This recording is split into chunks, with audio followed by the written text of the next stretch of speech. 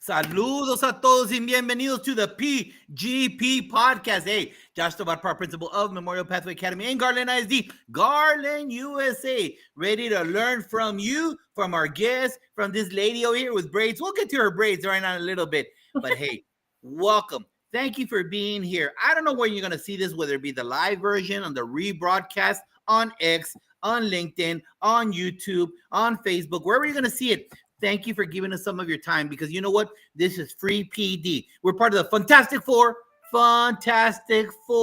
with Coach Hurt at 10 o'clock on Saturdays, 10:30 with Shika and Tammy, and then El Jefe, Principal Cafel at 10:55. And we close off the Fantastic Four on Sunday, 6 p.m. Hey, there's going to be a schedule change in April. Going to 4 p.m. We'll let you know later on. And because it's Super Bowl and it's the United States and we know the Super Bowl rules, we're changing the time for next week. So keep that in the back of your mind. But thank you for being here. I appreciate it. Please take those extra seconds. Look, again, I ain't getting one penny. On the contrary, we don't get money for this, but the knowledge is priceless. We've had superintendents, we've had principals, assistant principals, directors, bus drivers, cafeteria workers. We've had everybody on this show, and they bring the knowledge to you. Years upon years of experience. So please take those extra, not even 5 seconds. Like it and share it, please. Like it and share it. That way it's about getting more views so we spread this knowledge. These individuals are coming to us, this awesome panel. Every single last show has been off the chain, A++. And today is no difference, because we got leaders from all over the United States. So please take those extra seconds, like it and share it. And if you want to be part of the show, reach out to her. She might be with ostriches, so be careful for the next couple of weeks. But reach out to her or reach out to me.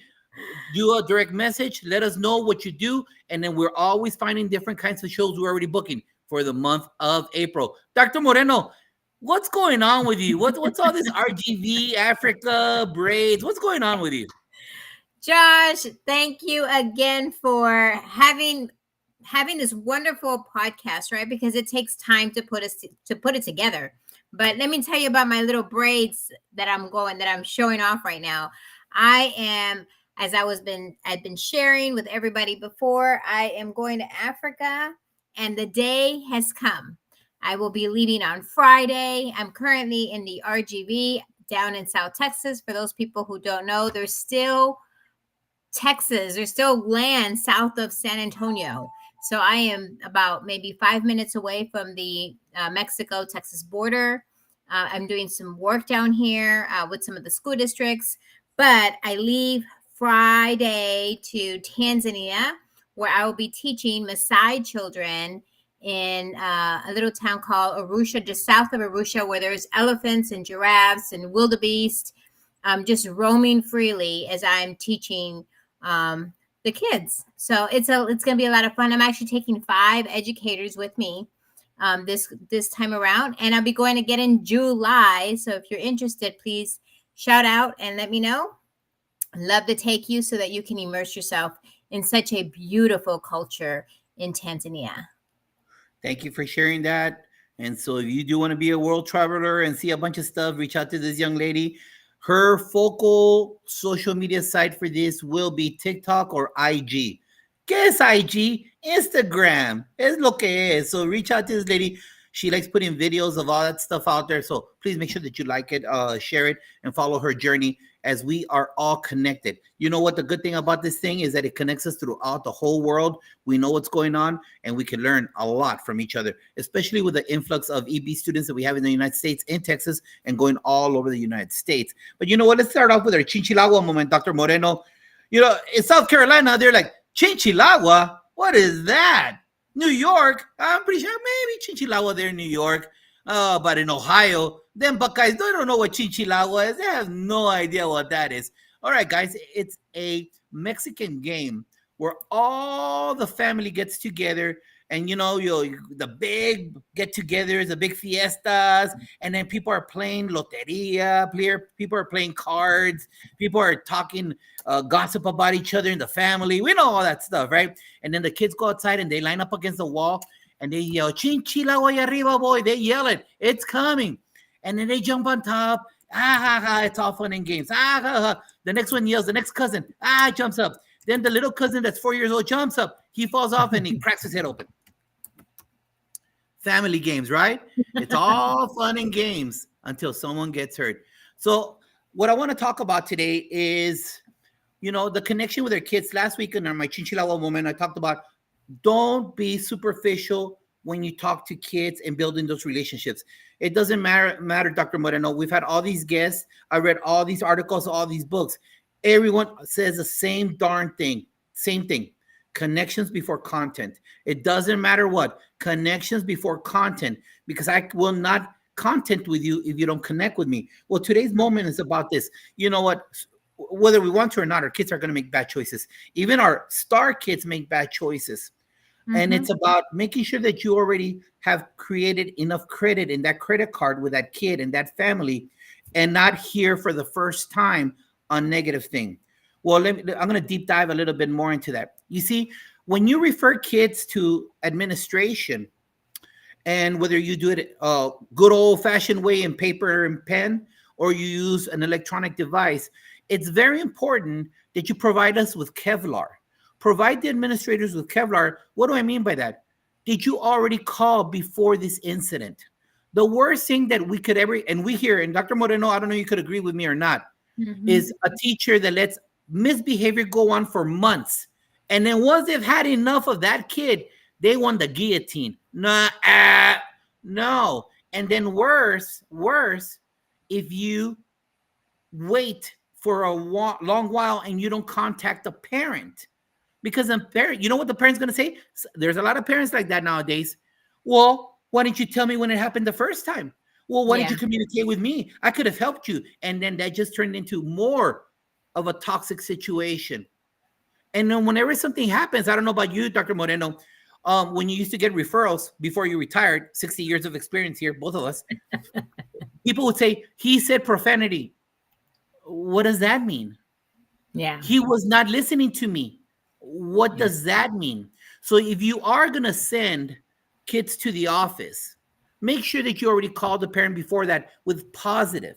And if you do, be specific, because we weren't there. We were not in the classroom. We didn't see it. And let me tell you, more often than not, when we get little Josh in the office, Josh is going to say, I don't know. She just whacked out. I didn't do anything. I wasn't being rude. I didn't do that. And then you call the parent based on what little Josh said, and then that becomes more of a toxic sludge for you. So, educator, if you do refer, and mind you, asterisk to the side, every time you send a kid to our office, we take away your authority. Exactly. We usurp your authority in the classroom. And so it's not smart to keep on sending kids to the office. I'm just saying repeatedly without connecting with them. Make sure you make the contact. Make sure you don't allow misbehavior. It's easier to turn off a match than a forest fire. So if something's happening like that, communicate with the parents, let us know, and be specific with the referral. Be specific with the behavior. They said a bad word. I'm sorry. There are a lot of bad words that you might consider to be bad. And I'm like, that's not bad.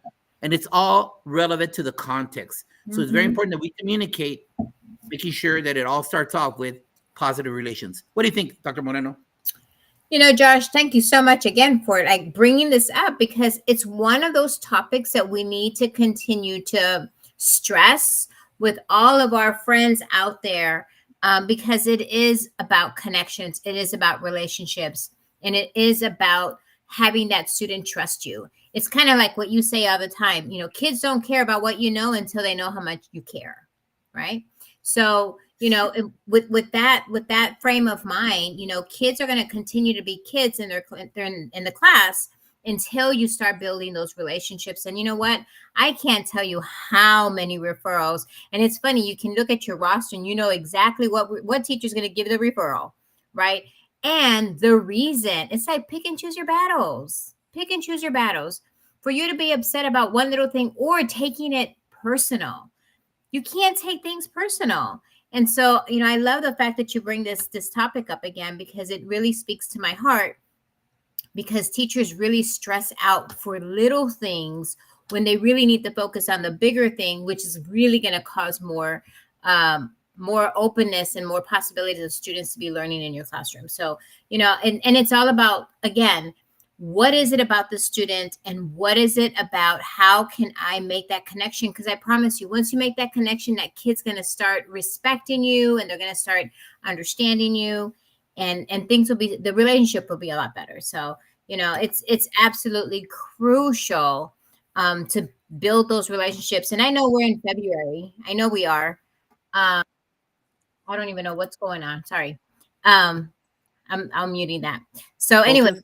yeah, Josh, that's my chinchilla moment with you. So I And appreciate just your to setup. close off this topic.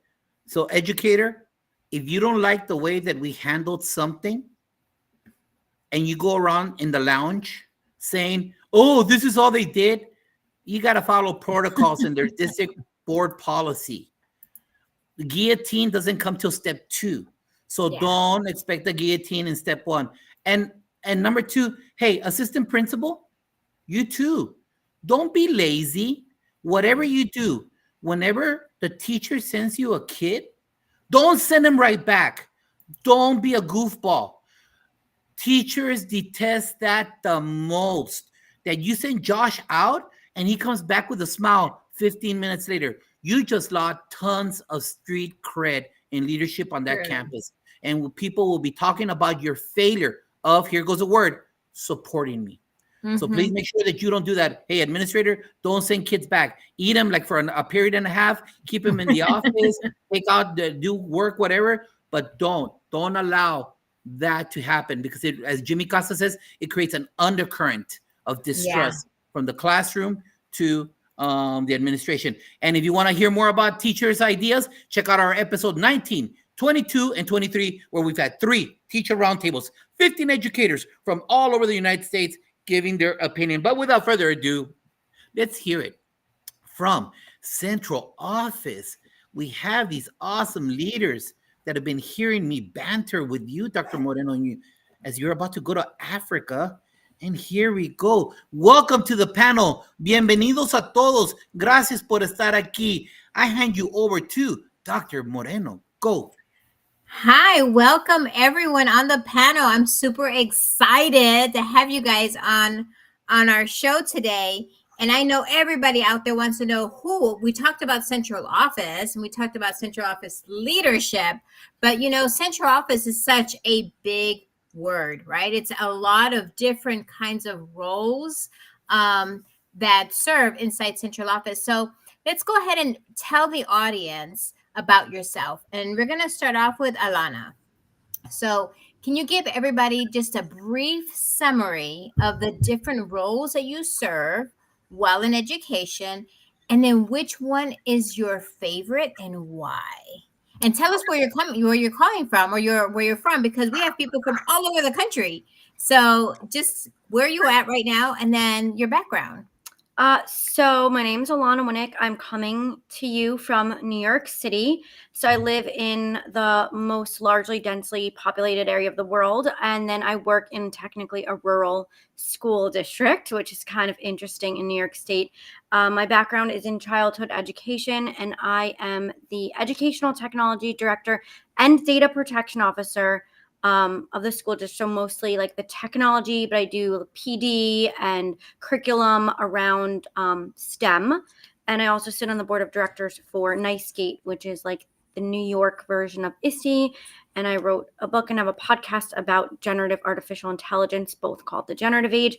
And now to answer your question, what's my most favorite part of my job? So this is my new, not my new thing. This is what I'm the most passionate about, but my new challenge for leaders. I've been saying this, and I'm so excited to be on like a leadership panel and podcast, because this is the audience that I think needs to hear this. So I started advising clubs. So I have 2 clubs now. I have AI Club on Monday and Innovation Club on Tuesday, and I work with students from 4th grade up. And I think that as a school leader, to work directly with students, number one, it's something you're passionate about and they're passionate about. So it's the best 1 hour you will ever spend. You all have 1 hour. Everyone has 1 hour. Dedicate that 1 hour to leading a club, you will learn more in that 1 hour than you will learn from any administrative meeting, from any walkthrough, from any formal or informal observation, from any just side chats. You will bond with these children, and the water gates open and they tell you everything that's going on, and you will have a better pulse of what's going on from just running a club, and you're having so much fun doing it. Yeah. So my favorite part of my job is my direct contact with students. Both I'm very, very visible in the district. I walk the district and into classrooms all the time, but leading the club for me is definitely my favorite part of my job. Well, awesome. Thank you. Frank, how about you? Tell us where you're joining us from, first of all, and then a brief summary about the different roles that you serve while in education and which one's your favorite and why. Yeah. Good evening, everybody. Frank Pullen. I'm in New Philadelphia, Ohio. That is the northeastern part of Ohio, about 100 miles to Columbus, 100 miles to Pittsburgh, and about 100 miles to Cleveland. It's a half hour south of Pro Football Hall of Fame and on the edge of Amish country, the world's largest establishment. So well-rounded area in that regard. I've been everything from in the public education, everything from an junior high teacher teaching math, history, health, to beyond being an elementary principal. And then in my current role, I'm central office. I serve in the role of the assistant superintendent, where I'm the director of curriculum and instruction. And we also have adult education. We don't have a community college in our area, so we serve that role as well for training of adults, and I oversee that. One of the favorite things, I guess, every time you move away from the classroom, you're in control, you knew all the students, then it was the building. Now, once you get to central office, you have less and less contact with, say, an individual student or student. So I go out and try to create that at different times. You really know the really, really good ones. And sometimes, unfortunately, you're sitting there with ones who've made really poor decisions. But building those relationships is still my most enjoyable part of education. I get to do it with not just students, but staff. We're a career center, so we have 11 partner schools that send kids to us and entrust in us. But probably one of my favorite things is working with our community leaders in local business and industries to establish our kids in careers. Nice. Something very, very much needed, that connection even with the community, so that we can build and build those partnerships. Awesome. Thank you.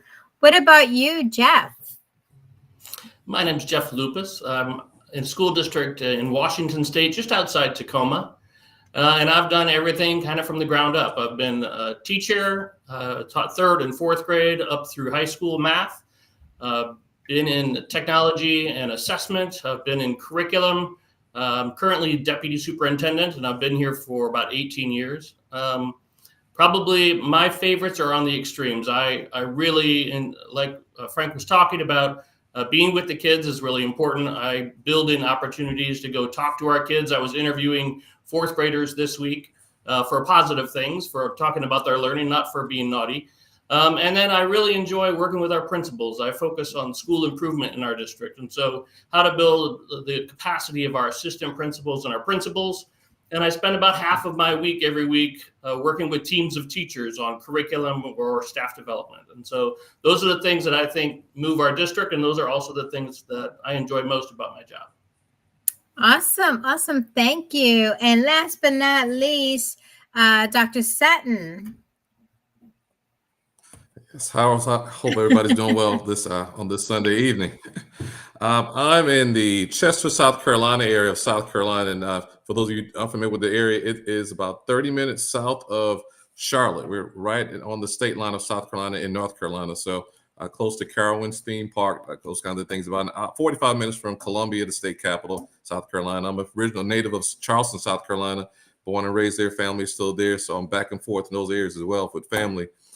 This is my 26th year in education, and I currently serve as the superintendent in year 5 of the Chester County School District. My path to this role is very different from when I went to college after high school. I did not plan to become an educator. I was always telling myself I'm going to be a CEO of a huge company, Wells Fargo, some large bank, or some financial institution of some sort. But I went to college in a business administration program, and I became a bus driver in college to help pay for college. And they advertised in the college university paper for drivers in the local school system. And it's like, hey, I could do that. It's a big vehicle. I saw it as a challenge. So I became certified, and I began as a freshman in college, 18 years old. I was a school bus driver in the Rock Hill School District schools in the area where the Winthrop University was. And so in that experience of being a bus driver, as you all know, that's not the easiest of roles to do when you have everybody behind you, and they could have up to any point 70, 80 students could be sitting behind you. And so a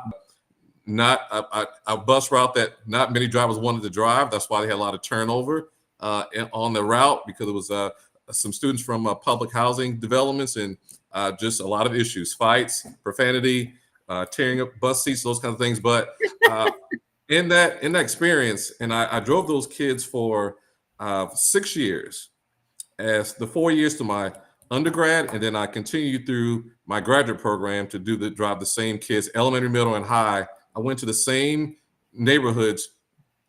We get 2 times, because middle and high school rolled together for elementary, so twice. So I really, over a 6-year period, I really was able to form relationships with those same students from elementary through middle and high. And so in that experience, I realized going to my senior year of college, I told my advisor, I think I want to teach.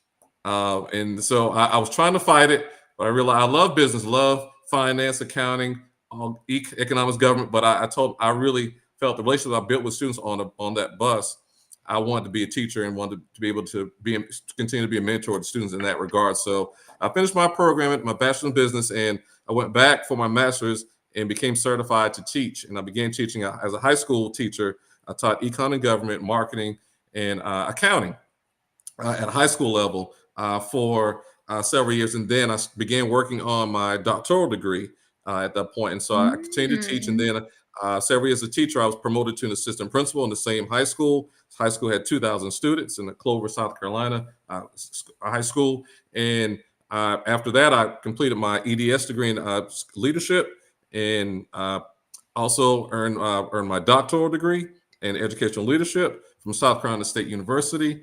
And after that, my superintendent asked if I would go to the middle school to have some cross training. I'm like, whoa, it's kind of like, The Price is Right. Bum, bum, bum, bum. Like, I love high school, and I didn't see myself being anywhere but in a high school, because they're more like adults, and I just love high school. But I took the challenge and went to the middle school and ended up falling in love with middle school. I remained at the middle school for 1 year as an assistant principal. After that, I was hired as a middle school principal of a 1,200 student middle school near Charleston, South Carolina. My first principalship. And so I went into the school a month after school started, and it had some issue with leadership prior to. So I was going to go in there to kind of clean things up. So I didn't get to start again at the beginning of the year. And so you all know that's very challenging, starting as a brand new principal a month into the school year in a school that had multiple different turnovers with leadership in the past. So I'm coming in there trying to save things and turn things around. But I love that experience. And then I was, so several years as a middle school principal. And then I was hired into a Fort Mill School District, which is in this area as well, as an executive director of student services. So in that role, I work with all student family matters and provided principal support. And for 4 years doing that, and then in 2020, I stepped out and applied for superintendent's positions. And you're crazy to apply for superintendency during a global pandemic. During a pandemic. And you know what? We're going to talk about that in just a minute, as far as how you support teachers. And this will be really interesting, because during COVID, it was really tough. But your story is so inspiring. I love it. The fact that you started as a bus driver and went all the way to the superintendent speaks volumes, sir. So applaud. Thank you so much for your service and for everything that you do. And so I look forward to hearing more about your story moving forward.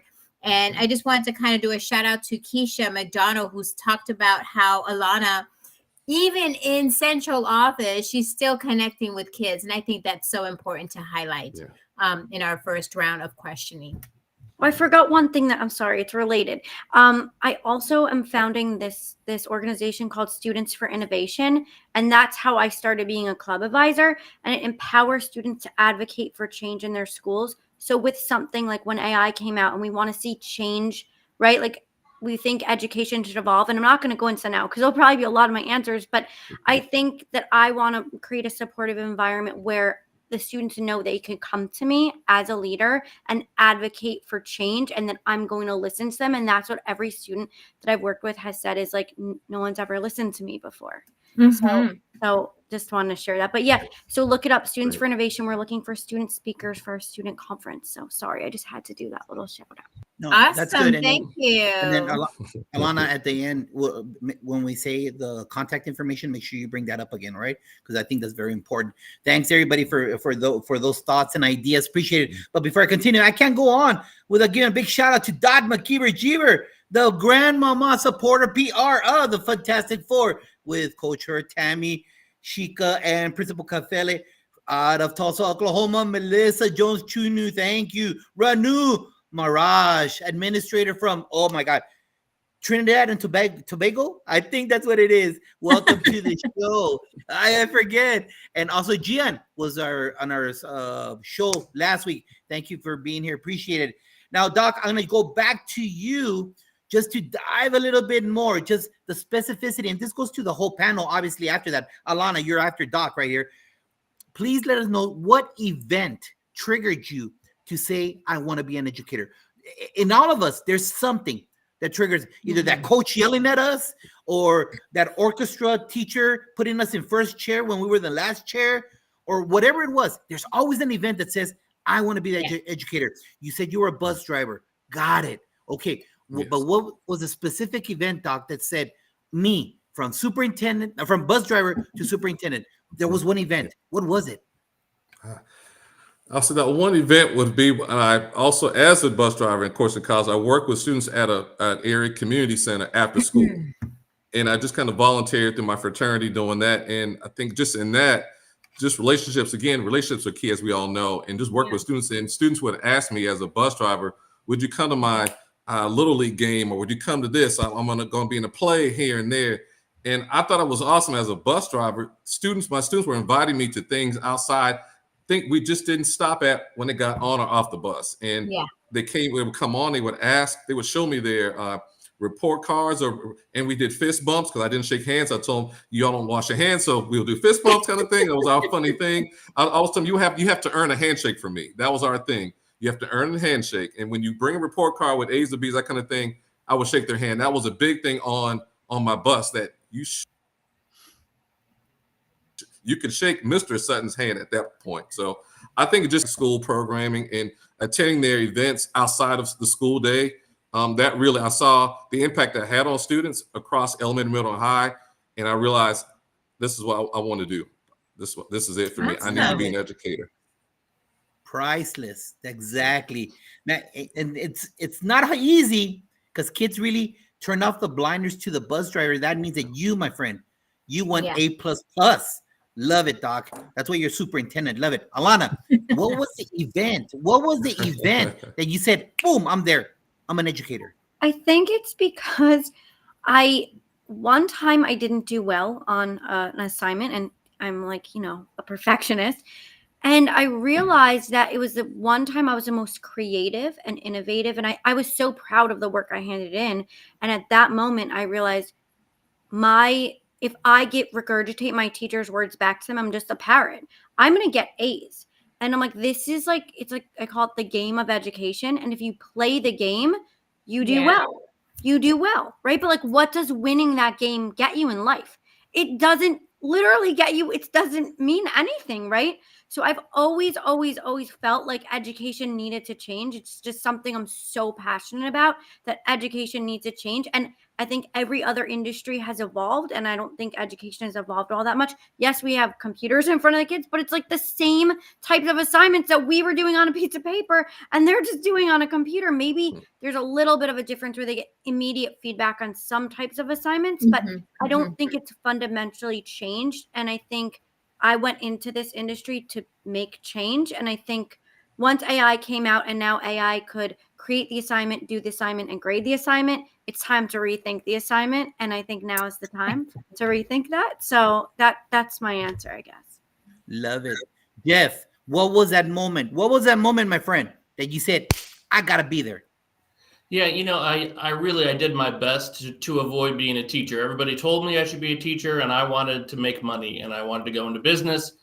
And I got an internship in Chicago, which is where I grew up on kind of south side of Chicago and over the border in Indiana. And got an internship in Chicago. And part of that internship was I had to do volunteer hours. And I volunteered. I signed up at a school, and I went to an elementary school and walked into the school, and I didn't know I was coming. And I filled out almost no paperwork. And they assigned me to a joint 3rd and 4th grade class. And I went down and knocked on the teacher's door, and the teacher didn't know I was coming. And she handed me 9 boys. And she said, "These boys can't read and keep up. Take them down the hall and see if you can help them."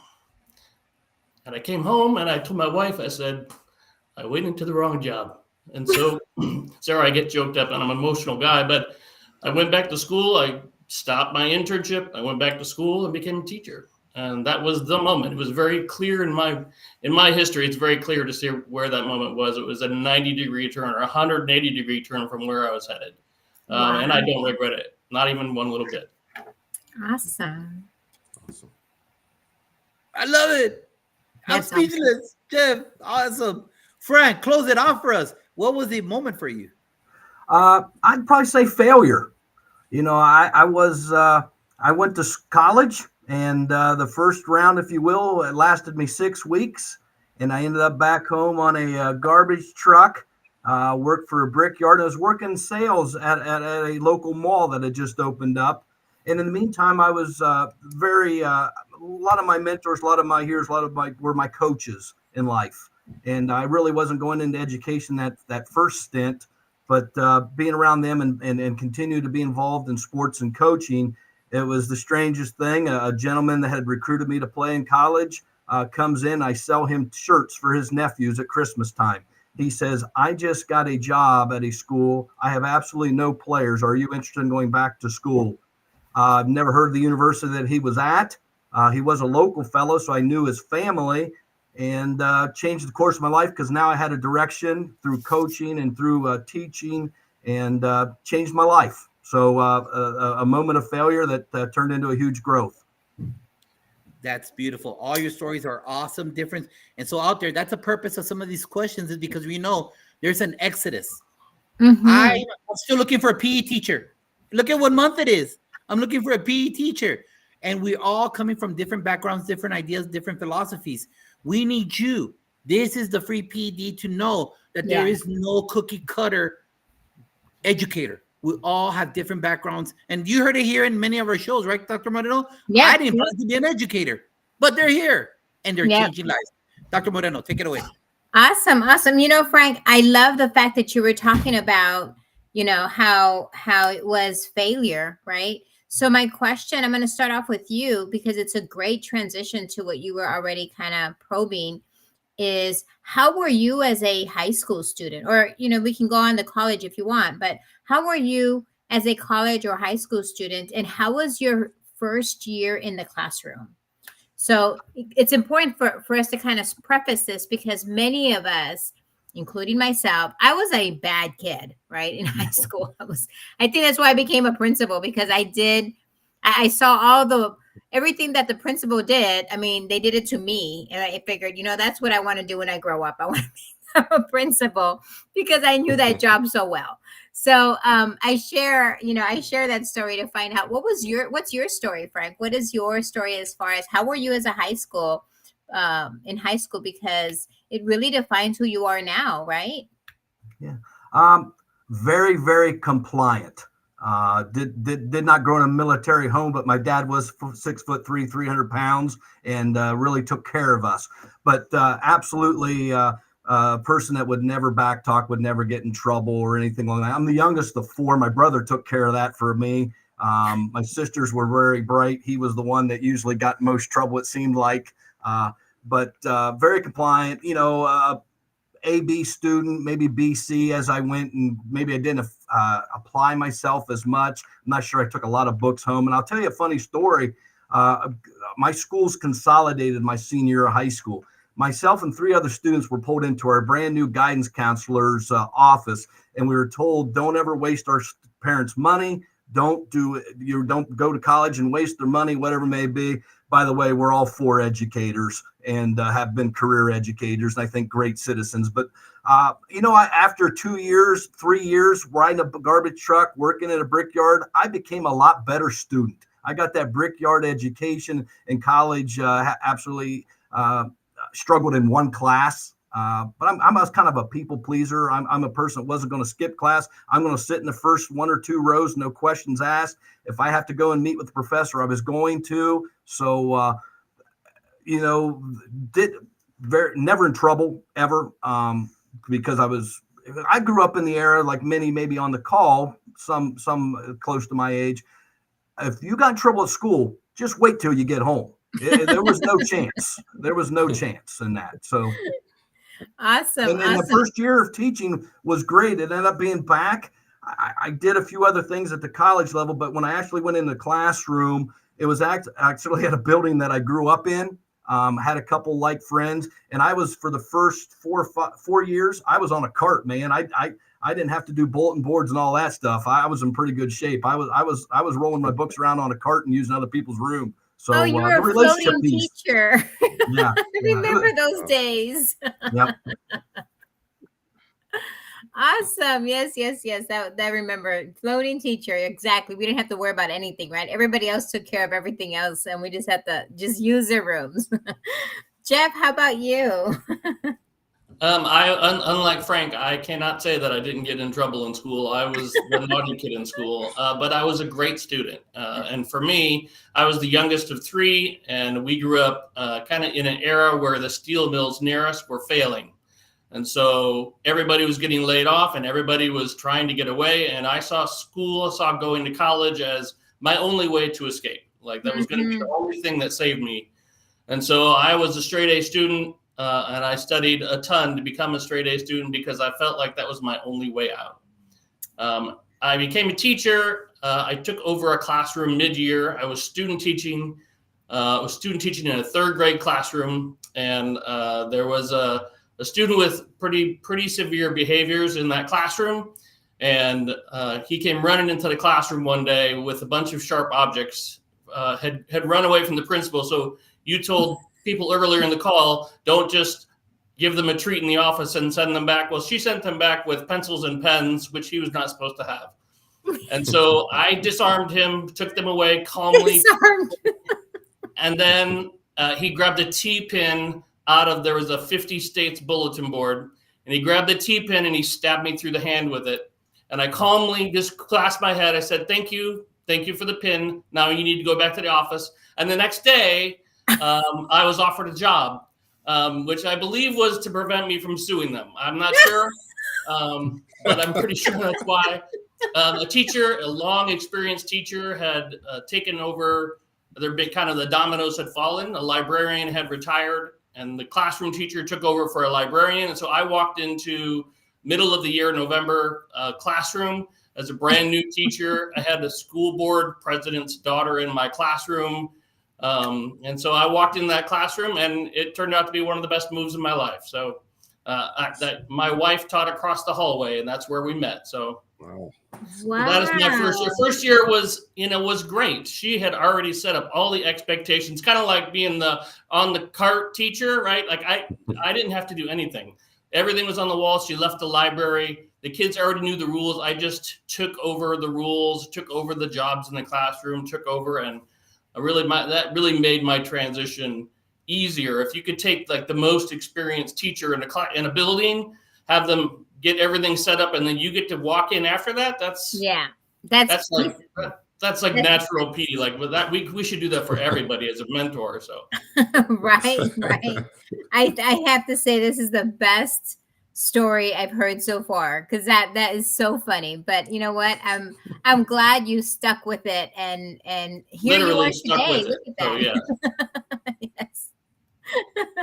Yeah. Let's see, Dr. Sutton, how about you? That's a hard one to come after. So let me just start off with that. Definitely, that is. Yeah, I can't beat that one. I've never been stabbed in the hand or anything like that, of course. But I will say, Jeff, definitely, I'm glad you had someone. And Frank did. You didn't have to set up your rooms, that kind of thing. I came into my first year teaching. I was in a blank slate, classroom was just white walls. There was a new position, so I didn't come in after anybody. So I mean, everything was empty. Only thing was there that greeted me was some mice feces in a storage closet that freaked me out because I'm afraid of mice or anything. And like, so that's how you have to get to know the custodians. They're my best friends. They clean it up and they put things in there to make sure I didn't see any mice. Because if I saw any mice in there, I wouldn't have been here now. I would have left the profession altogether behind mice. But high school student, I was always again compliant. I was a class clown. I would always have lunch detention. But the funny thing is, the teacher, my chemistry teacher, who assigned me lunch detention, she was also the Honor Society advisor. So, and I was the Honor Society president. So when my lunch detentions really were just doing Honor Society work, I never really had a punishment or anything. But I didn't get any trouble. I was always one that I was well liked by students there, again, because my humor. And I knew going in school, my ticket to having a successful future was in education. My parents were both kind of blue collar workers. They just have high school diplomas, and I saw how they struggled to raise myself. I have two brothers. I'm the middle of the three of us, and we grew up in a mobile home in a rural area in Charleston. So I saw how they struggled to provide food for us and to pay for things for us. So I knew that education was my ticket to getting to being able to live, comfortably and being able to provide and support my parents as they became older. So I knew that, and back then we had and this was actually in the mid '90s. We had it was healthy, and it was healthy competition. My friends and I, we competed with each other. Like, what did you get on this algebra test? What did you get? It was healthy, and so that's how my high school. So I was very active, Honor Society, student government president. I was on the band. So I one funny thing, and I'll wrap it up. There's one time where I was had a referral for various tardies, and I was assigned in-school suspension. I never had it before, and I knew my parents. My dad, he did not play with us at all, and I knew what would happen if he found out about it. So I went to the office and requested me with the principal, and my friends said I have the gift of gab. I actually talked my way out of in-school suspension. By the time I was done with the principal, he had pretty much no, go to class, don't let this happen again. And so I was known as a guy who talked his way out of in-school suspension. Nice. So I left high school with a clean record. Nice. That's amazing. And that's why you're a fabulous superintendent, because you can probably get, clean up a lot of just the way you talk, right? Convince people of seeing it your way. I love that story. And last but not least, Alana, how are you, my friend, as a student in high school? So my career to get to the high school is a bit interesting. So I moved in 5th grade is elementary school. And then I moved, went to middle school in 6th grade. So I was a new student in this brand new middle school. I know you said high school, but it's related, I promise. So elementary school, 5th grade, moved up to this brand new, I was the first student ever there, 6th grade. So 2 buildings, 2 years. You're going to get this. Now, we sold our house. We temporarily moved into my dad's childhood house. His parents lived in Florida, but they still had the house. So went to a different middle school for 7th grade. Then we moved to my new house, went to a different middle school for 8th grade. And then I moved up to high school for 9th grade. So 5 buildings in 5 years. I was always the new girl.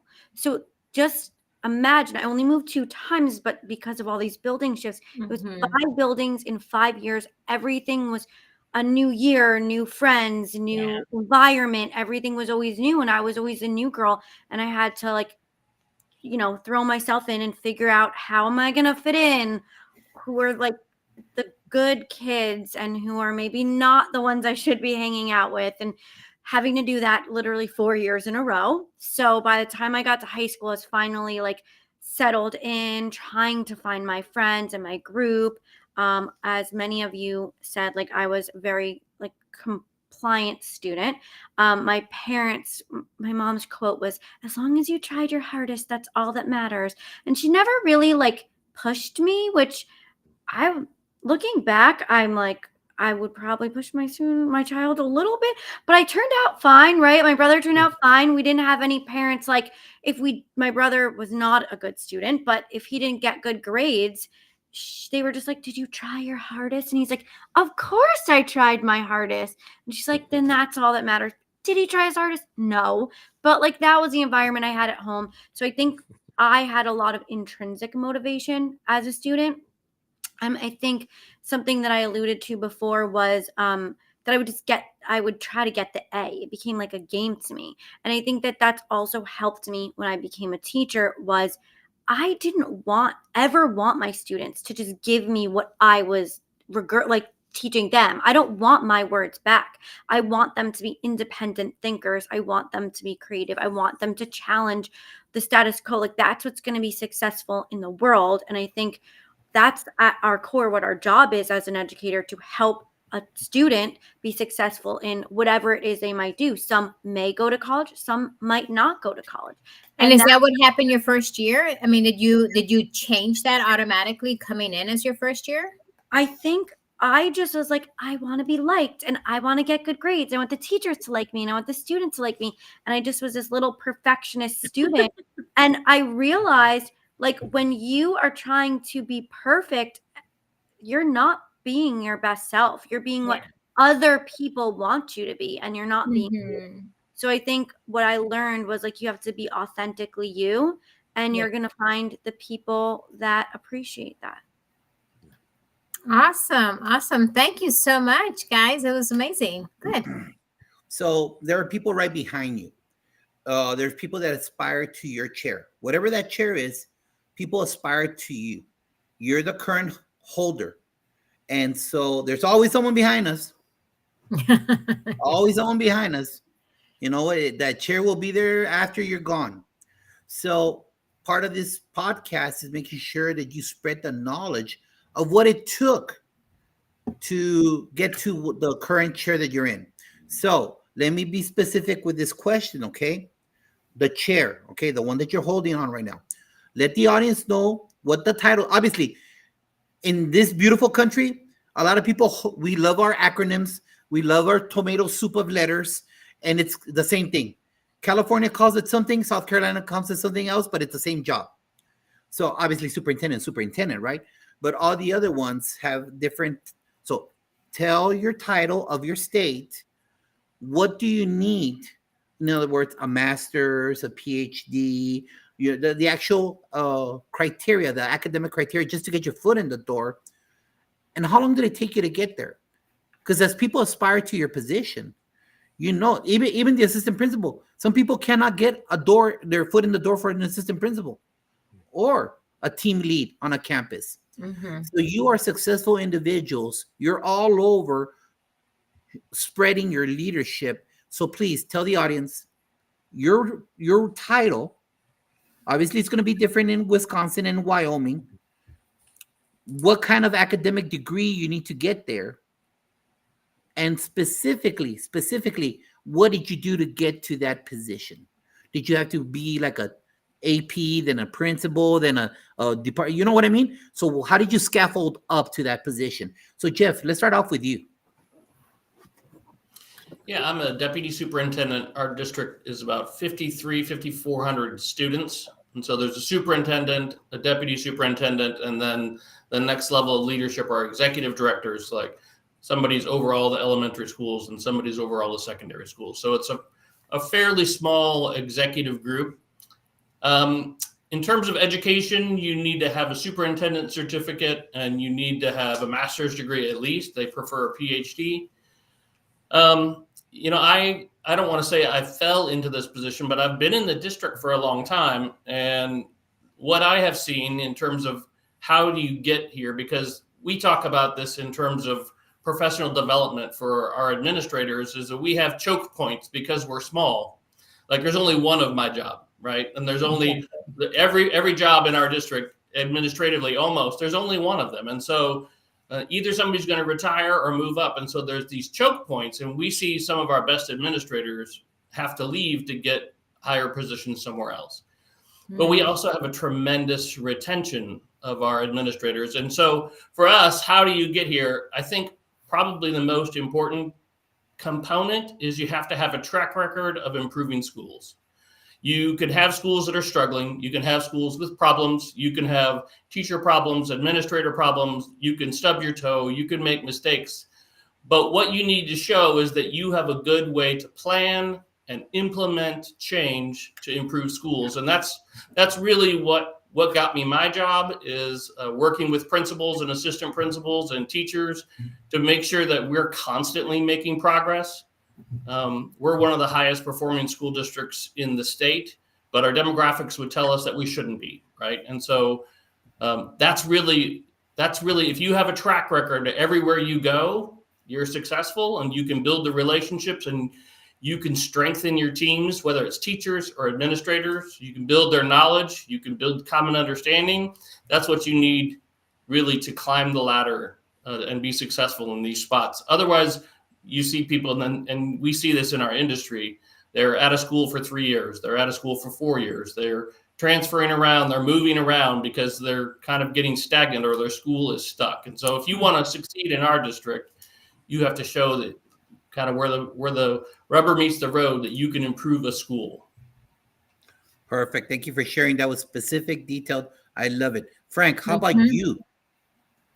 Yeah, very interesting in Ohio. I had started when I was working at some universities. One was paying for a master's degree for me, but it was not in educational leadership. In Ohio, we have masters of educational leadership. Of course, you can go on to a doctor as well, but it's you can get a elementary principal's license, you can get a middle school principal's license, you get a high school principal's license, or a superintendent's license. I hold all of those. And what I did in a year's time was, I knew I'd probably only go back one time. I just did it all at one setting. So I was able to get my pre-K through 12, even though at that time it was 3 separate licenses, principal license, and then a superintendent's license. Working at a career center in Ohio is very unique. You talk about different states calling different positions things. Across Ohio, it's all over the board. We have 49 career centers. We're one of the 49. So I look at it in Ohio, I'm one of 49 people that have this position. There's only 49 career technical superintendents in Ohio. Now there's additional what they call compacts and comprehensives that would have their own set of systems and can have career tech, but truly in Ohio, 49 schools like us. So it does require, my position does require a superintendent's license. I'm the superintendent designee on all that. And people say, they always say, and Josh, you point out, what do you do, or how do I get to do what you get to do? And my thing is, you got to be willing to do what I've done to get to do what I want to do. You got to be willing to do the extra work. You got to be willing to go above and beyond.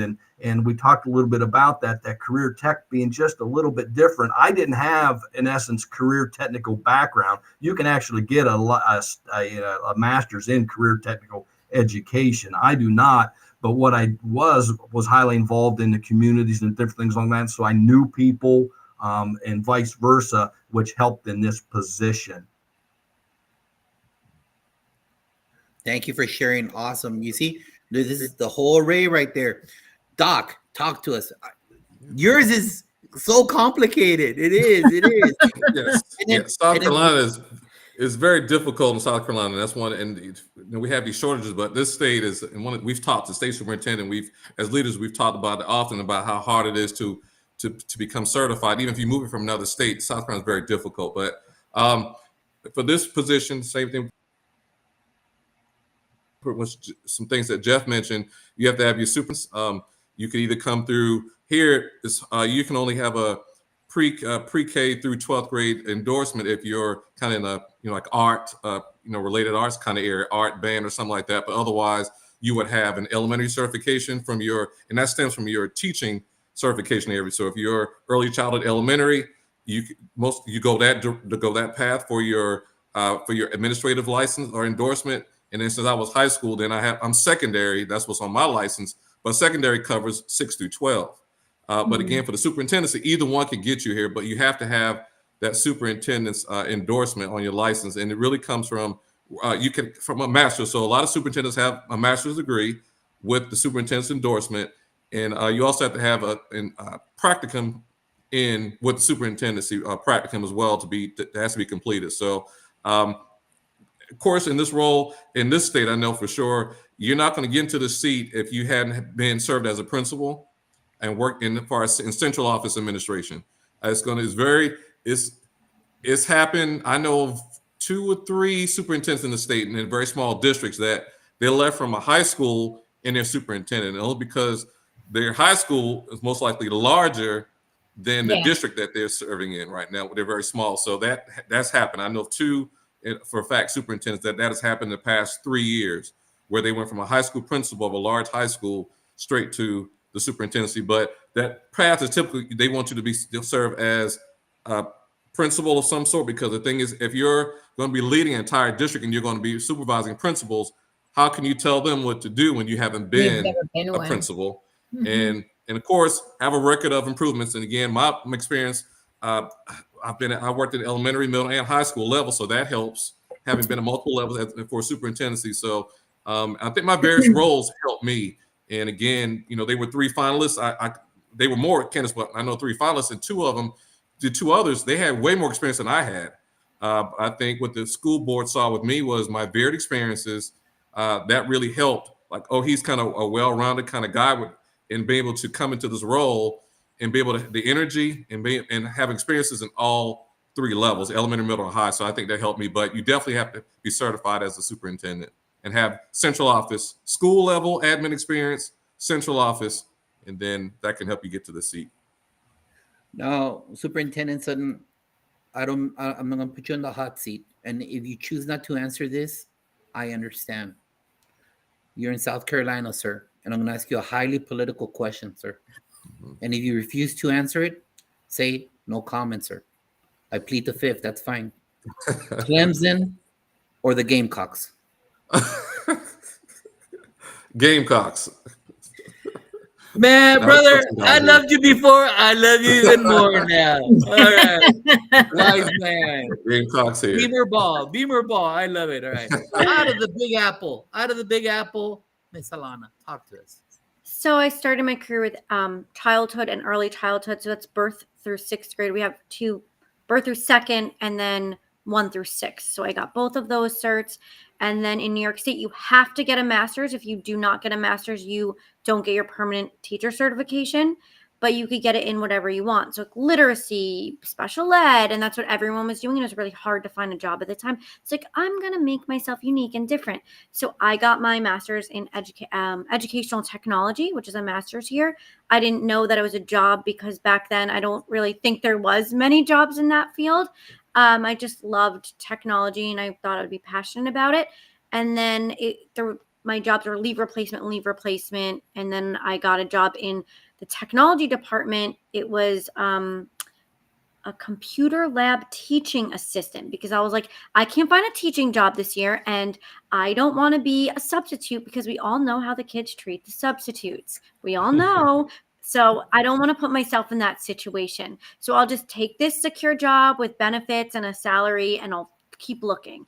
And then I ended up automating my whole job. Literally, I paid $90 and I built something and I automated it. So then I started doing the job I wanted to do. And they were like, whoa, we are going to lose this girl. So they created a job to keep me. And it was educational technology specialist, which is what my master's was. And I was like, I guess, a tech integrator, helping teachers integrate technology effectively in their classrooms. And so that was my first job that was created for me. And my past 4 jobs have been created for me. Most recently, getting to the district administrative role, it happened during the pandemic. So I worked for the state and I supported 48 districts, one being my district.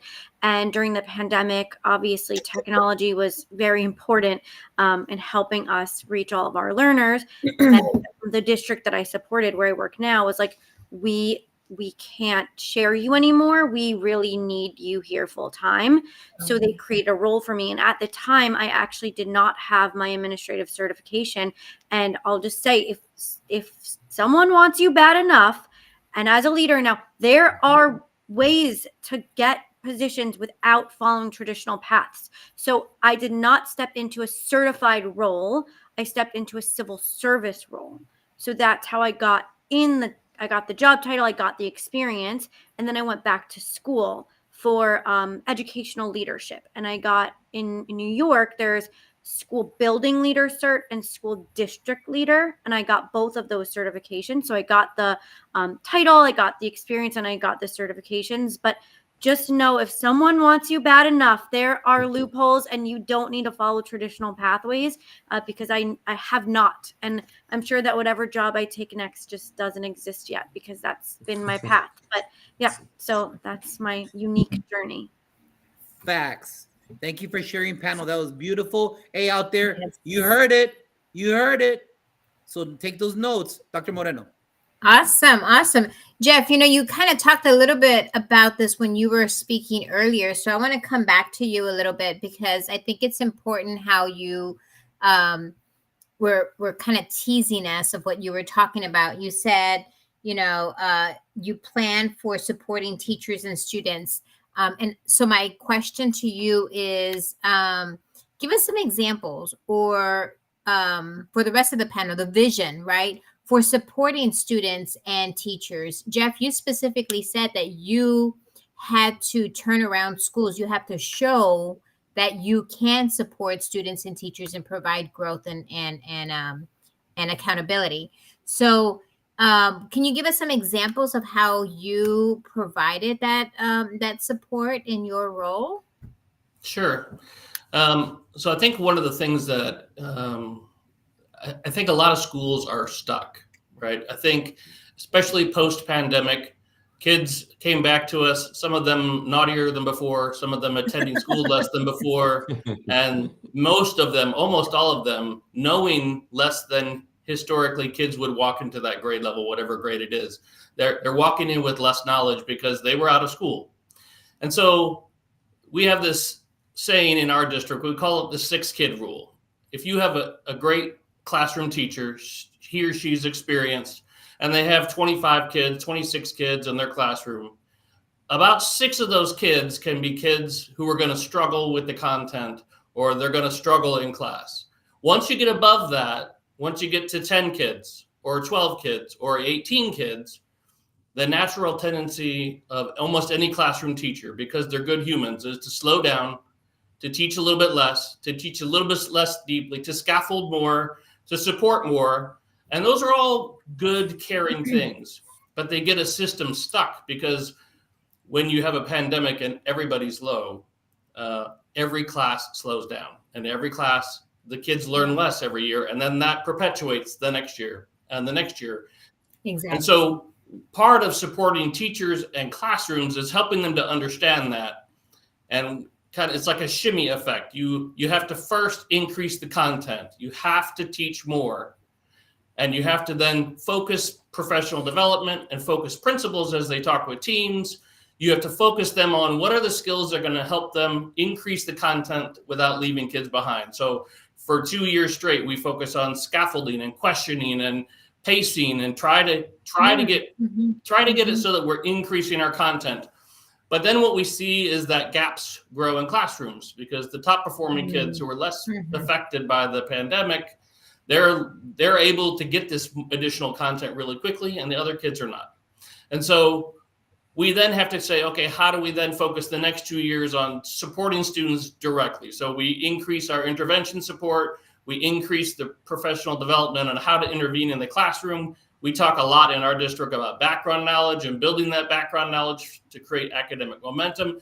And so you shift your support from increasing content to increasing intervention and academic support and increasing. And so you toggle back and forth. We call it the shimmying effect. Like, because if you just went back to the content we had in 2019, the kids who are most affected by the pandemic, the kids who need us the very most, are going to be affected the most. And so we build professional development, and then we align our observations around those exact same things. And we do curriculum work with all the teams to build those pieces into lessons. And so you have to hit every component to support teachers. And one of the interesting things we see is teachers, they just stay in our district. They just stay. We have probably, I don't want to say we have the most longevity in the state, but it's pretty close. People stay there, and they don't stay there because they make more money. They can make more money down the street. They stay there because they feel successful. And it's because they know somebody's going to come in and work on the curriculum with them, on the instruction, that their principal, when they talk to them, they're going to be saying the exact same thing. And so everywhere they go, they have support, and they have a constant common message that is about getting kids back on track. And that's kind of how we structure our support. Jeff, and that sounds so like logical, right? When you're focusing on one thing and then something else comes around. I mean, you're talking about, you have to give them some curriculum, but then you're going to give them some training on that, and then you got to fill those gaps. I mean, I love you said it was the shimmy effect. It's the toggling between, right? And I think that's what really helps teachers feel supported, right? Because it's not always just focusing on one thing, because something else is going to come around. And if administration and central office doesn't realize that, then that's where, teachers get frustrated. So I'm super excited that you guys have a very comprehensive plan to support teachers like that and want to make them stay, because I think that's coming up in a little bit, and how we have this big exodus right now of teachers leaving. Well, I can tell you. So awesome. Thank you. Thank you so much. Yeah, I wanted to share one more thing is none of that happens if you don't hear the teachers. And so when I say that I spend half of my time in teacher rooms or talking to groups of teachers, it's because I have to hear where they are. Yeah. And you're listening, right? You're listening, because many times, we're going to talk a little bit about that as well. How teachers sometimes aren't heard, right? They're talking, or they're saying stuff to the principals, and yet it's just in one ear and out the other, right? And so nothing is really actually being executed. So thank you so much for sharing. Dr. Sutton, how about you?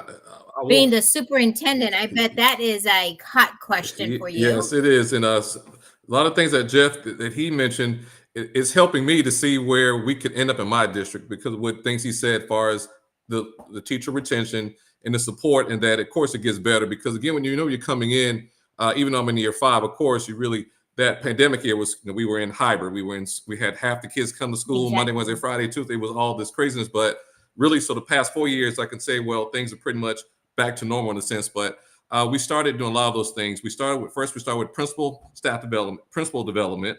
That was key, and work with them, because for them to be leaders of a school and supporting the school and moving the school, we have to make sure they're comfortable with what they're doing to provide that in building support. Then we, of course, take another level now to the teacher staff development. And teachers, again, we would hear a lot of teachers, they weren't teaching the curriculum right well, not having a good grasp of what they're teaching, because standards are very loaded. And so what we've done, and we have an amazing C&I staff that I have right now. And the PD that is provided is really kind of unpacking the standards in a sense. Here's the standard from the state. Let's unpack that. What do you really have to teach out of this in a sense, and helping them understand that. We're still in the process of developing pacing guides that the district didn't have in place throughout. So we've been doing that work in the summer and through the year, bringing teachers in and developing those pacing guides. And of course, helping them improve on instructional strategies in their classrooms. And we're focusing a lot on the student engagement. That's key. If students aren't engaged, they're going to become a discipline problem. They have to be engaged. The days of sit and get are long gone. They're not going to sit in military style roles and expect to be taught. That's not happening. We've done a lot of work since I've been with intervention support. We looked at the data and saw where we had a lot of support at the elementary levels, but secondary didn't have it. So in my second year, I added the director of secondary academic intervention, because that support was needed there to have someone to really work on the secondary academic intervention. So make sure I'm not. I saw some notes. Here. And then of course, exit intervention. Then of course, the teacher feedback is key, and making sure you hear teachers. I meet with teachers quarterly, teacher reps, and then I do go to some of their faculty meetings as well. And then teachers I have an open door, true open door. Teachers email me all the time. I get things from bus drivers and various staff members, and they now respond back. I always reply back to anybody that sends me emails. And so we're really in year 3 or so, 2.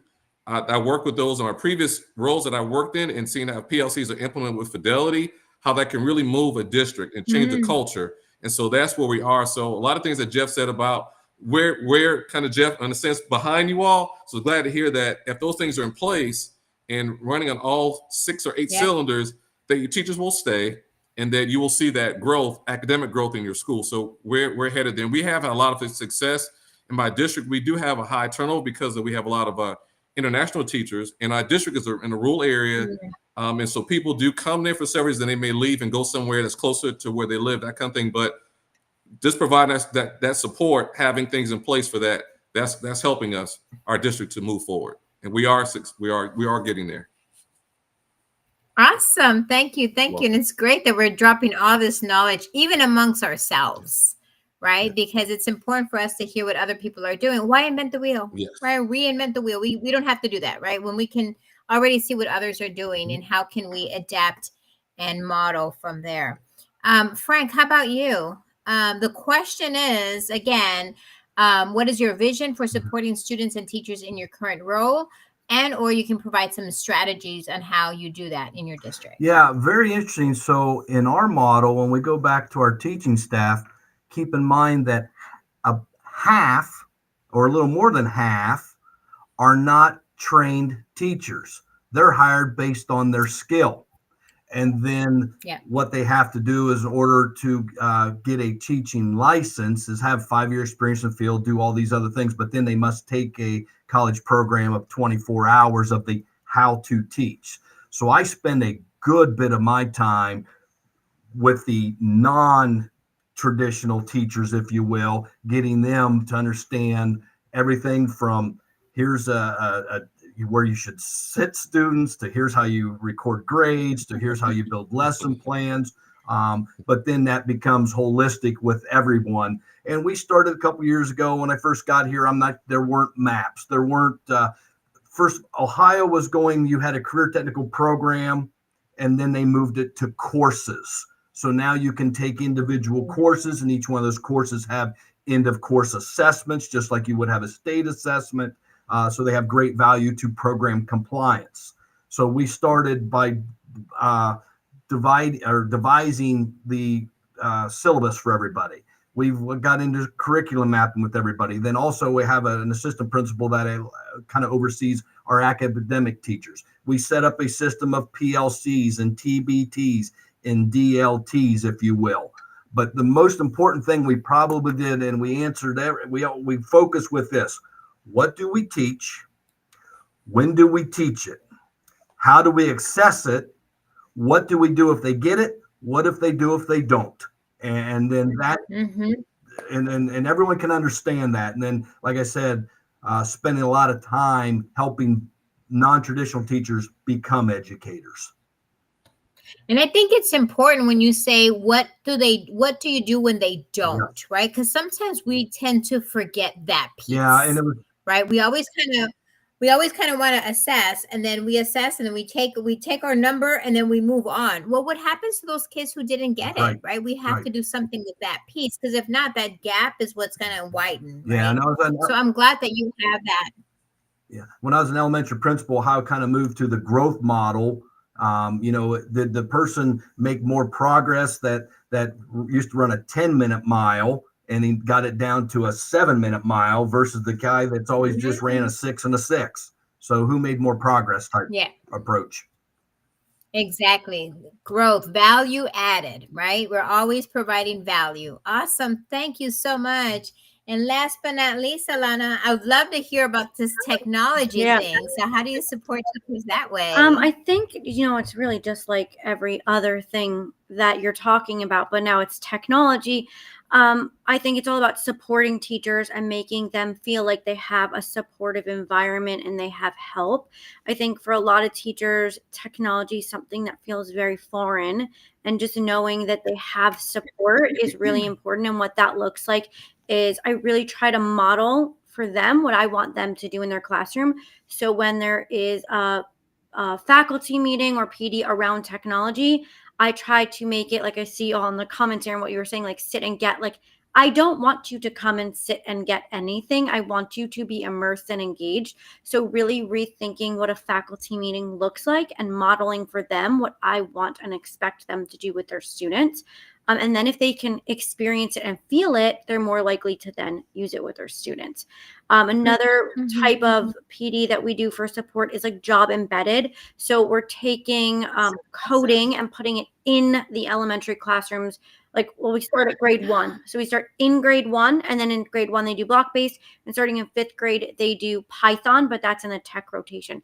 So how does a first grade teacher teach coding? They don't feel comfortable. So I make sure there's job embedded. And last year, it was mostly someone teaching and them being there to support. This year it's co-teaching, and we're weaning them into feeling comfortable and confident teaching coding in their classroom. So that job embedded PD is really great with coaches. And then I think another thing is like initiative fatigue. Like there's a million initiatives, and all of your initiatives usually are more important than my initiatives.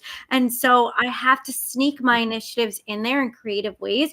But I think that sometimes we have too many initiatives, and they don't need to be all separate. We should take a step back and think about how they're related and can be combined. So for example, instead of like AI, I want everyone to use AI. Like, it will help you, and students need to learn it to be successful, because if they don't learn it, they won't be successful. But how do I sneak it in there? Well, for example, we have a big PBIS initiative. So instead of me doing something about AI, we're going to use AI to help us with our PBIS initiative. And now you sneakily just learned about AI, but it wasn't about AI. It was about PBIS, right?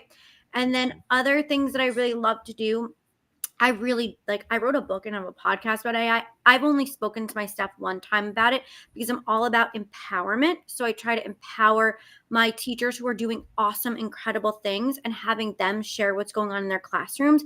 I have like either faculty meetings led by teachers, or we do like little rotations, and the teachers go between 2 or 3 rooms during a faculty meeting, and they're immersed as a student and experiencing what these teachers are actually doing in their classrooms, and knowing that if they want to do this, they have the support of the district to do it as well.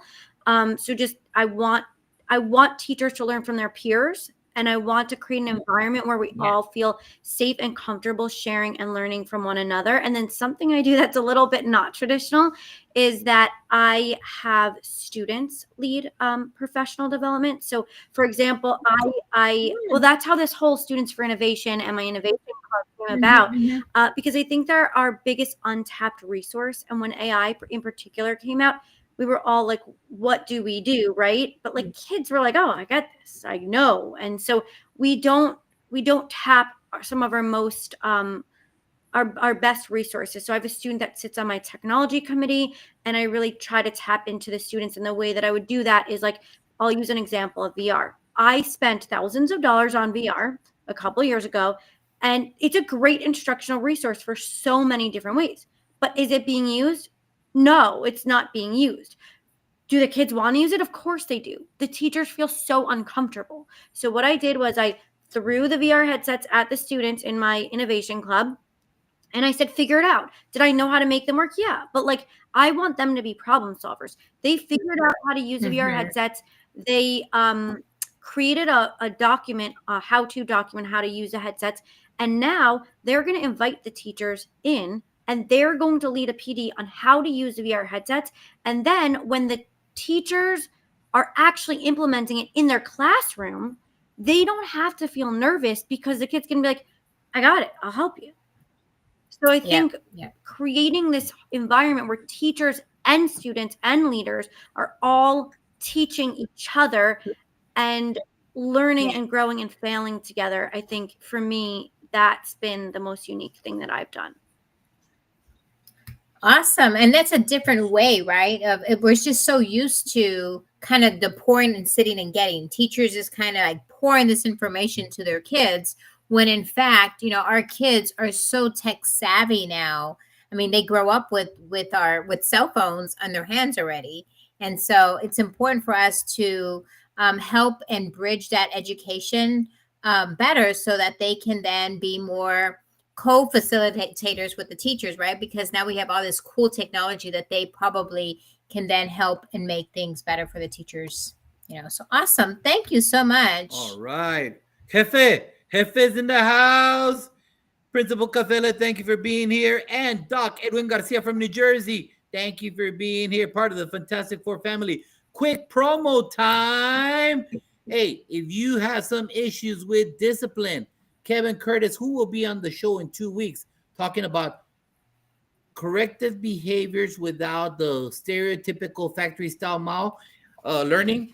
He gives you steps on how to do it. He'll go 1, 2, 3, 4. For cavemen like me, I needed a book like this. So if you got some discipline issues or a team member, their first year, alt cert, doesn't know about discipline, Kevin Curtis, simple read. Superintendent Glenn Robbins, hey leaders, team leads, superintendents, area superintendents, you know the chaos that's around the corner with testing, right? You got to get the stoics under your belt. Glenn Robbins, easy read, connects with maintaining the whoosah, the patience of it. And to close out our Grow Your Why, 23 educators from Barbara Bray. There's this guy from Garland ISD who wrote a chapter in it. Check it out. Awesome stories, inspirational. So we're about to close off the show panel. Sometimes we could go into details about this. Oh, I'm frozen. Darn it. Oh, man.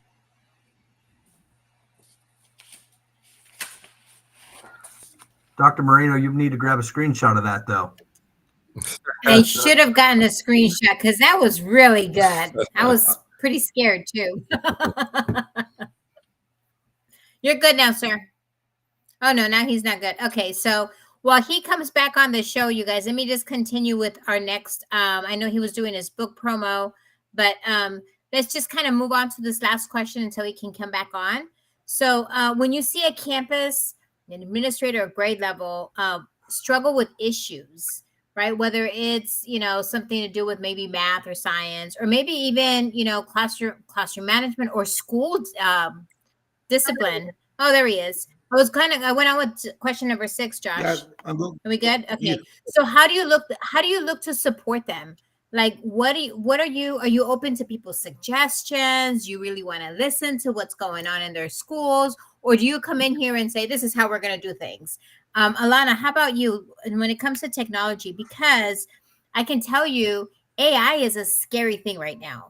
Most teachers and administrators, I can't tell you, just kind of talking to, folks across the country, I just say the word AI and they're like, nope, we're not doing that. We're not going to touch that, and it's this foreign thing to them. So how do you go about something like that when you are working with schools and school districts? So I like I said before, I kind of just sneak it in there. I don't make it about the AI. The AI part is the scary part. But if I say we're going to connect this to another initiative and they're going to engage with a custom chatbot that I made for this experience, they're like, this is pretty cool. And then I open up there's AI with training wheels. And I always tell people to start with that. So don't start with a big, large language model. That's a little scary. But if you start with something like a school AI or something like that's pre-trained, and you can have it help you with lesson plans, with IEP generators, just don't put in the student's name, with help you with letters of recommendation, to help you with report card comments, like all of the things that take you so much time to do. Start with those things. And when you realize how much time it's going to save you, I like to use that with an asterisk, because I don't like when people say AI saves you time. It saves you time from doing things the way it's always been done. I do think we need to rethink the way things are done, but I want to start with that to get buy-in and have people feel comfortable. But then I do want to shift the conversation later, once we feel comfortable, into rethinking what an assessment might look like and how we grade those types of assessments. But that's like part 2. But you don't start there. You don't start with something scary. You start with, and you want to do something immediate. Like, you want them to walk out and immediately have something that they could use the next day. And I usually start with teacher use, and then would graduate into student use of AI. Did that answer your question? I don't really. Yeah, absolutely. Because again, AI is just one of those scary things, but I love the fact that you kind of sneak it in there, right? And it's kind of what Edwin talks about, he in his comment where he talks about, here are your tools. And then there's different kind of hammers, like use the right hammer, right? And that's exactly what we need to start shifting our minds to. But I love the fact that you, like the example you said earlier, where it's PBIS, but you used AI to kind of help. Oh, they walked out with an PBIS activity to do the very next day. Like in the faculty meeting, they walked out with something to do the next morning. And if you could have them Mhm. wow, I couldn't have came up with that idea myself. That's awesome. So you got that aha moment. And two, it was something Yeah. immediate that they could use. That's how you like sneak your way in. Absolutely. Awesome. Awesome. Thank you so much. Dr. Sutton, how about you as a superintendent? You have so many departments and so many teachers and so many, different people, right? That you have to, and departments. How do you go about, supporting, and are you open to suggestions? Because that's, I know you said you had an open door policy, but can you imagine listening to all of these different people talking to you? Like, where do you even start? Well, it starts with my senior leadership team. And I have my assistant superintendents and my deputy superintendent. There's 5 total, and then we have executive directors and directors. But we've created a culture where they go out into the schools, and it's not as they're coming there to, in a sense, spy on what's happening and come back and reporting to me. They're really seen as a support. And so I rely on because again, I'm in schools too pretty often, but again, my role, I could be at a Rotary meeting here or just various optimists of these various things that occur in the county. But I do get into the schools too, and I meet with the principals regularly to keep a pulse on what's happening in schools. But the teachers and the staff, they share with my central office leadership team, and then they report back to me kind of, hey, this is what we're hearing, this is what kind of support they need. And so that's how it works. So I could get is people feel comfortable speaking with other district central office staff, knowing it's going to get back to me for support they need. And they know I'm very open. I don't micromanage. So my leaders in schools, it's their schools, but I give them free reign to kind of try things that work, because what works at one school may not work at another. But we also have a culture where we share. If one school, this middle school, is successful, share with the others, because they could take pieces of what you did and try to implement in their school. So that's how it works, how I work things. So it doesn't overwhelm me, but again, they know I'm there for a resource and support. So, yep, you surround yourself with very, very smart people, is what that sounds like. Yes. Right? Because you have to make sure that myself. Exactly. Yes. Frank, how about you? How do you do this? Yeah, I mean, how do you do this work? Spend a lot of time listening. I know Dr. Sutton said about an open door. Mine's more revolving. And one of the things I really tried to concentrate on is being helpful, not necessarily the help desk. I want to work with people so that they can solve their own problems as well. But a lot of support, especially as we talked about with those career technical educators. And I'm a big believer, okay, there's a task to be done. Here's what needs to be done.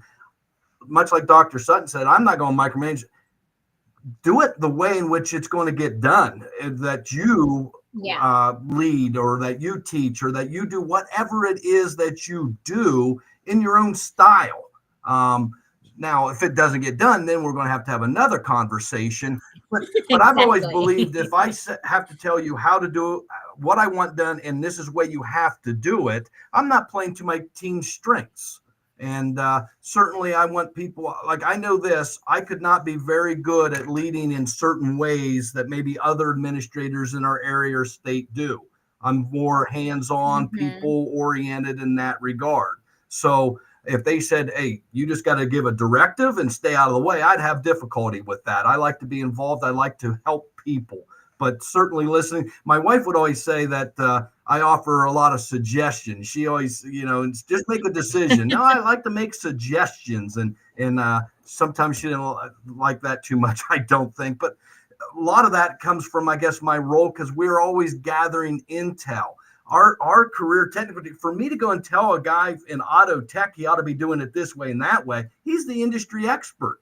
So I've got to listen to what they say, then give them the tools they need to continue to be successful. And just like as we work with our business and industry leaders, what do they need? We often say around here, how can we say yes? By asking that question and then sitting down and listening, we're going to figure it out. But that would probably be huge listening sessions, huge support, but make sure they're supported and doing it their own way. Awesome.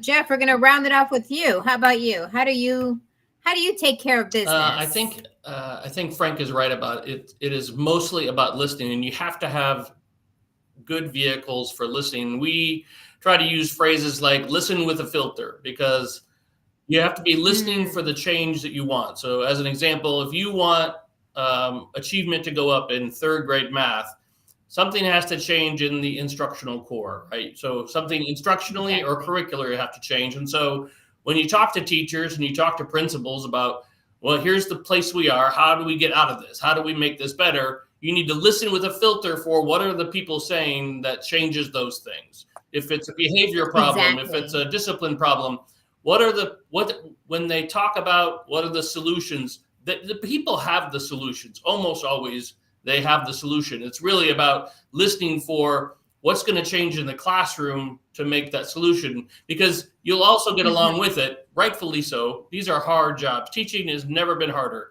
but you will get a lot of other feedback that won't make things better. And so you have to listen with a filter for what's the change that can happen in the classroom or in the hallway or in the lunchroom. Listen for the change, that people will have that change. The other piece is we spend a lot of time with professional development, and we try to get that professional development as close to the classroom as possible. Schools are not designed well. You have teachers for a couple days before school starts, a day in the middle of the year, a day at the end of the year, and then they go like 100 days without talking to you. Like, it is so much better when you can embed it into what they're doing and make it so that their teams are continuously discussing these things. They will tell you in those sessions. I sit with teachers 3 or 4 days a week. They will tell you what's going on and what needs to happen. And then you can tweak it according to that filter, that listening for what really needs to change to make improvement. But you have to have a mechanism for thinking. I love that. Get to the root, right? Because there's so much noise and there's so much other fluff that goes with it. So how do we get it so that we can definitely kind of hit it where you're going to get more of an impact? That's wonderful. Thank you so much, guys, for another round of questioning on that. And Josh? we want to thank everybody out there. And we're about to go into the Échale Ganas questions. Ganas? Ohio, do you know what ganas are? Washington, do you know South Carolina? I don't know, New York, or one of those things. Look, guys, it's not just a line you heard in a movie with Escalante. It's a whole feeling. One word, una palabra no más. That's why it's called the PGP podcast, Puras Ganas, because that is a spiritual word stated by all Hispanics. From El Salvador to Honduras, Puerto Rico to Panama, Dominican Republic, all the way to Ecuador. It doesn't matter. We all use the same word. There is no equate. There is no equivalency in English, because it's something that a great-grandmother told her down the line. You know how it goes. I don't know how it goes, but you know it goes down the line. If you're out there and you're watching a baseball game or a football game, you're going to yell that. You're going to hear the grandma say, "Échale ganas, mijo." That is a spiritual word. If the mariachi is about to go up there, you tell the people playing mariachi, "Échale ganas, mijo." It's a spiritual word. Yeah. So tomorrow on Monday, I want people to hear your words, and I want you to inspire them. Dales ganas to the whole panel. It's a lightning round. Remember, don't make me go, It's not a dissertation panel. It's a quick lightning round. You cannot elaborate. All right? So it's a lightning round. Doc, we're going to start off with you. Here we go. All right. Doc, give advice to a brand new teacher.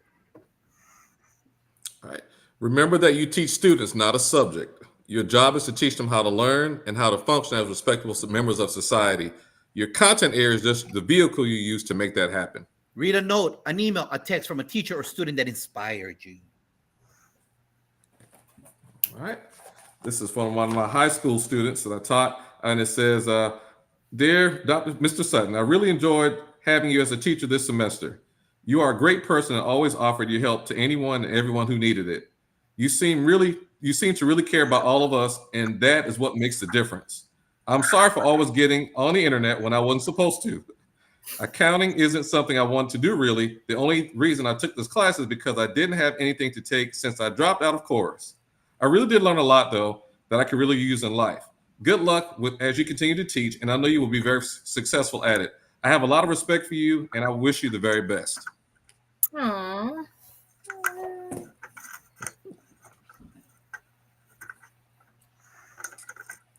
Josh, are you frozen? Uh-oh. I think He is. Josh is frozen. Okay, let's continue with the lightning round before he'll come back up again. Send some flowers to a current educator who inspires you. Yeah. Yes, and this is a teacher of my. Do you need the name mentioned, or you just kind of Yes, tell? either one. Okay, her name is Robin Ulmer, a teacher in middle school where I used to work, and she has a lot of. We keep in contact till this day. She has a lot of just challenges. She continues to be there for her students, and I mean, in her family. But she mentions that when we talk, but she always goes back to, I have to be there for my students, and so that's someone who inspires me. In spite of what we have personally, she's still there for her kids. Awesome. Last question, and then I'll pass it on to Josh. One person the audience should follow on social media. I'm going to say Dwayne Rock Johnson. He's known for being authentic, his relatable, his motivation, his positive attitude. So, Doc, what's one song, una canción that embodies your spirit as a person? Pharrell, Happy. What is your favorite quote? Yeah. What's your favorite quote? If you're a leader takes people where they want to go. A great leader takes people where they don't necessarily want to go, but ought to be. What is your favorite cheat food or sweet? I don't do fried foods, but my cheat food is the Chick-fil-A chicken nuggets and fries. What's your favorite TV show or book? TV show I'll do this time. I'm a big Trekkie, so anything Star Trek related, I'm all over it. There we go. And how can people reach out to the superintendent of Charleston? No. Chester. No. Chester. Chester. Chester, South Carolina. Yeah. They can on X at Dr. Antoine Sutton. Love it. And that guy gives tons of support. If you follow Sheikah and Tammy, they speak volumes of that young man. He's the bomb.com superintendent. Thank you, sir. Frank, give advice to a brand new teacher. The 4 T's. Take time to think. We got to step back and have some time. 4 T's. Take time to think. Read a note, an email, a text from a teacher or student that inspired you.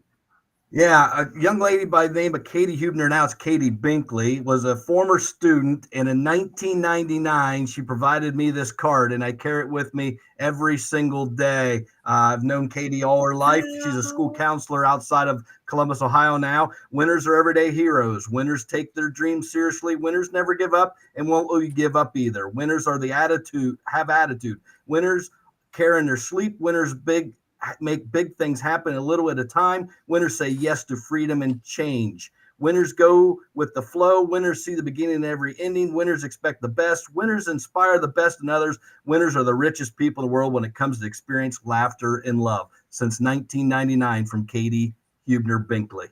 Eso. Send some flowers to a current educator that inspires you. I'm going to have to throw it to my wife, Gretchen Poland. She's a 4th grade ELA teacher at Port Washington Elementary. Tireless worker, truly makes a difference. She's definitely the best educator in our home. Who should people follow on social media? Only one.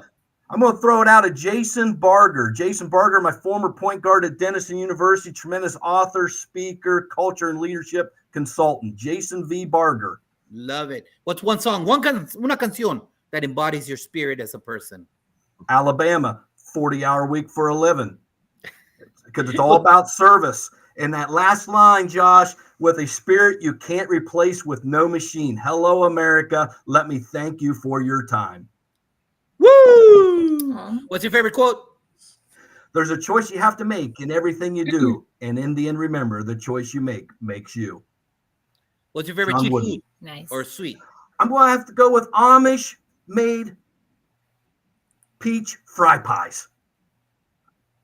Okay, hold on. I have to try that. Uh-huh. Amish fried peach pie. pie. Yeah, you get them any fruit, but peach is the best. I'm just telling you. All right, I'll sell you some money. Send me We some. gotta of that send you over here. some. Yeah, I gotta taste that. Here we go. What's your favorite TV show? I'm going to go with FBI Files. Oh, cool. Am I still here? Yeah, you're still FBI Files. Okay, we'll continue. Are you there, Josh? I'm here. I don't know. I don't know what's going on. I just changed companies, and this is what happens when you change companies. Verizon's attacking me. All right, here we go. And what's your favorite TV show or FBI book? Files. Perfect. And how can people reach? and I'm get a on hold of you, LinkedIn, sir? Frank Pullen. I'm also currently on X at Frank P BCC, or you can reach out BuckeyeCareerCenter.org and track me down. Awesome. Love it. Thank you, Jeff. Give advice to a new teacher. Students can learn more than you think they can. And the things that they need to reach that, they're inside of them and they're inside of you. Awesome. Read a note, an email, a text from a teacher, student. You know, we are all inspired you. central office people. And so we get what we call concentrated agony. Like when we get a call, it's been from somebody who's been through a good principal, assistant principal, a good teacher. And by the time they get to us, it's concentrated. So we don't get a lot of good feedback.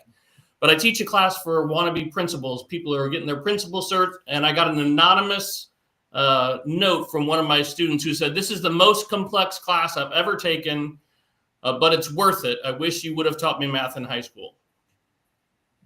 Oh, Oh, there we go. Send some flowers to a current educator that A inspired gentleman named you. Tom Adams. He's the principal of our high school. That man works about 120 hours a week, and he loves those kids, and he loves that school. awesome.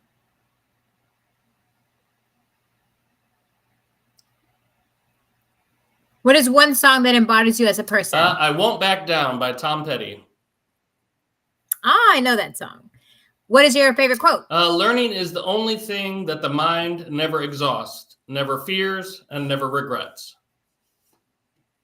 Awesome. Awesome. What is your favorite cheat food or Well, I'm from sweet? Chicago, so it's anything Chicago. So deep dish pizza, Italian beef, all the things I can't get out here that's in Washington. So Oh, me too. Me too. Love, deep dish pizza. And then, what is your favorite TV show or book? currently, I am engaged in Severance on Apple TV. Oh, okay. Okay. Awesome. And then, how can people reach you? Well, the nice thing about having an oddly spelled name is you can reach me on almost any platform at Jeff Lupus. Nobody has stolen my name, and I don't have numbers after me. So I hear you. I hear you. All right, Alana. I'm gonna try it. I don't know what's going on with my Wi-Fi, but here we go. Give advice to a brand new teacher. Make learning really fun and interesting for them because they're going to remember the experiences you give them. They're not going to remember what they got on their standardized test, but they will remember the experiences that you create for them in the classroom. And those experiences will help them find a deep joy of love for learning, and they'll continue to be lifelong learners if they're curious. Read a note, an email, a text from a teacher or Okay, so student that I have a inspired you. teacher and a student one. Where is it? I had the student. Oh, here we go. It's so cute. I have to play it. It's her voice, and I'll show you. Thank you for helping me to do many huge things. Your support is very appreciated in my life and the whole school.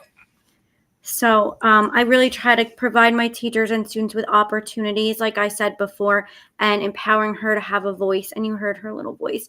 And I didn't ask her to create that. She did that all by herself. So that was really impressive. And then a teacher wrote me this letter. She won New York State TESOL Educator of the Year. So she works with our newcomers. And she said, "Thank you so much for celebrating with me at the award ceremony. I appreciate your thoughtfulness by creating such a positive and supportive environment. Lifting as we climb is a motto by which I live by, and I know you do too." And I won't continue the rest because it's personal. But yeah, so teacher and student ones. Awesome. Send some flowers to a current educator that inspires you. Probably her. She works with our newcomers who don't speak any English, and they're brand new to our country, and some of them had very traumatic journeys here. And when I watch her with them in the hallway, they run up, they hug her. Like it is so beautiful. It is so beautiful to watch these children. I have one of the students who just graduated from our ENL program last year speak on international panels with me. I mean, can you imagine that just a few years ago, he did not speak any English? And so I think that's who I would send flowers to. Who should they follow on John social media? Spencer is one of my favorite follows. His videos are so good. One song. I that don't embodies know. you. I don't Una know. I canción. can't answer that one. I have to pass. I can't think of just one. I don't know. What's your favorite You could quote? do anything, but you can't do everything. Like that. What's your Ooh, favorite I'm cheap in New food York, or so sweet? like, am I gonna go with like a classic New York slice? But I also really love pasta. So like, I don't know, pizza or pasta. I guess it's one and the same. It's Italian. What's your favorite I'm TV show really or book? into reading paper fiction books and escaping technology and all of my world. So I'm really into paper fiction books. I've been reading a lot of Frida McFadden books, but I think one of my favorites is Verity. I like really like fiction-y thrillers. I love thrillers with twists. And how can people get a hold of you and learn more about AI in your book So and your I'm podcast? like you, Jeff, on all social media at Alana Winnick, on all of them. No one stole my name. So that's my name, all my socials. My book and podcast is called The Generative Age. And my student org is Students for Innovation. So that's studentsforinnovation.org. I have my website too, alanawinnick.com. And everything's linked on alanawinnick.com. But we are hosting a student-led virtual summit where there are student presenters speaking to an educator and leader audience. So number one, right now, we're looking for student presenters. So if you have any students in your district, we'd love to highlight the incredible work you're doing. So please encourage them to submit and you can mentor them. And two, you can sign up to join us in May. So studentsforinnovation.org. And that's it. Awesome. Thank you, panel. Right before we go off the show, do not hang up. Do not hang up. We got to talk to you real quick a couple of minutes afterwards. Thank you, everybody, for being here tonight. Dr. Moreno, safe travels as you go to the other continent in a couple of days. And we know we'll be watching some ostriches, some different things going on with the Maasai people Instagram. learning. And it's all about all of us getting together, learning from each other. Next week, early time, Super Bowl, so I could hold the same time. We'll be together at 2 p.m. Central with Robert Hitchcliffe, who's an awesome presenter that I met at United and ASSP and NAESP.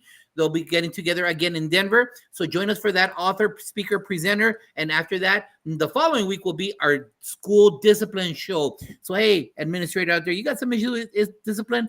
I got a lot of top-notch people just like tonight, just like the other podcasts. And if you want to be part of this show, reach out to me, reach out to Dr. Moreno, and let us know you want to be part of the show. Because remember, we're only stronger together. Iron sharpens iron. And the only way we're going to get through this is holding hands, whether it be from one side of the country to the other side of the country. We're in the best profession, the profession that creates all the other professions, education. And we need to learn from each other like we did tonight. No PO needed, no superintendent signature needed. It's all for free tonight. So check us out next week, early time. And after that, 6 p.m. with our discipline show. Thank you. Say goodbye, everybody. Bye. Bye, Jefe. Principal Cafele. We'll see you. Edwin Garcia. See you. Melissa Jones.